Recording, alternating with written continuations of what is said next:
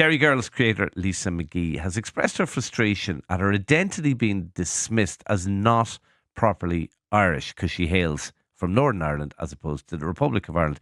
Emma DeSouza, writer and political commentator. You're another Derry girl, if I can use that expression. You're from, I think, County Derry rather than Derry City. But do you identify with this?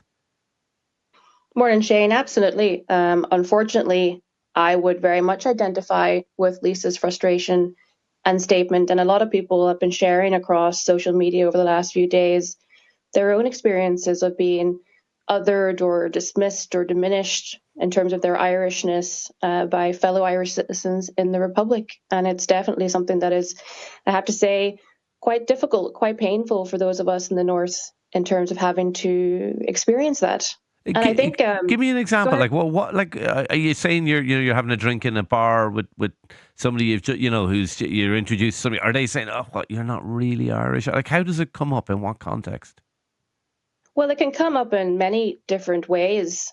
People experience it in different environments. Some people will experience it in the workplace. Some people experience it in that context in a pub. It might be done in jest, but it does hurt nevertheless. I'm sure. In my own experience, I've had people in the Republic tell me that I am not really Irish. I've had people tell me that to them I'm as Irish as somebody born in London or Liverpool, that I have the right to a passport, but I don't have the right to really be Irish, that I don't even have the right to comment on the Irish Constitution because I was born in the North. So there are quite a few examples, and I've been working in Dublin myself for a few years now. I do think it's important to say it's not everyone. That this is something that is, I'm sure there'll be people who will listen to these experiences and they'll be appalled by it.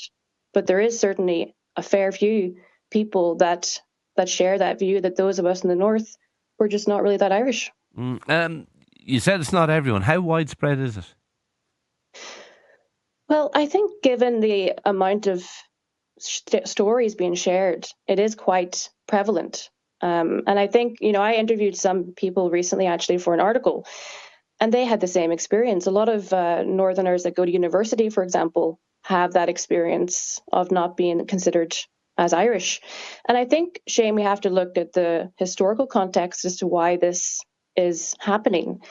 Partition divided not just the island, but it did divide the people of Ireland. Mm-hmm. And in that context, people have experienced two very divergent senses of what it means to be Irish. There are those who just happened to be born in the 26 counties, who grew up in an environment where the Irish flag flies freely, where they were able to develop a strong, independent sense of their Irishness. And then you have people in Northern Ireland. Now, they were born in a context where they faced decades of further sectarian violence and oppression. And today, in Northern Ireland, people still experience a diminishing of their Irish identity. Irish language is mocked, the Irish flag is burned. So there really is a very different context here. And I think if I can even share my own experience growing up in Northern Ireland. Far ahead. When I was 8, as one experience, I saw a brick come through our living room window, and we were burnt out of our homes for being Catholics on the 11th night bonfires. When I was a teenager, I knew where to go and where not to go. And I knew that was because there were safe places and not safe places. And that was because I was Irish. When I was in my 20s, me and some friends were going to East Belfast, and we were stopped by a group of men. And we knew to give different names because our Irish surnames could see us being hurt.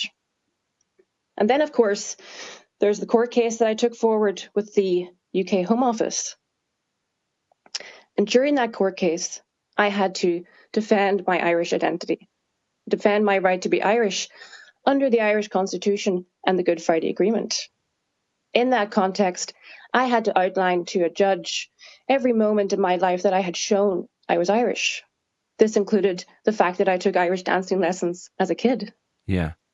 I then had to face years of sectarian abuse, threats of violence and harassment because I was defending my right to be Irish. Are you saying, Emma, sorry to cut across, are you saying, Emma, then that to have that compounded by, because I mean, I've friends from the north, and they would say when they came here, say for the 12th, when they came south of the border, they sort of felt they could relax Um, but you're saying the issue then is compounded by then when you cross the border, you meet a different type of hostility.